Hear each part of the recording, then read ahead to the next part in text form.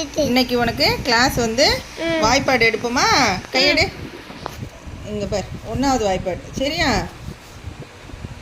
1வது வாய்ப்பாடு. ஓரோன் 1, ஓரோன்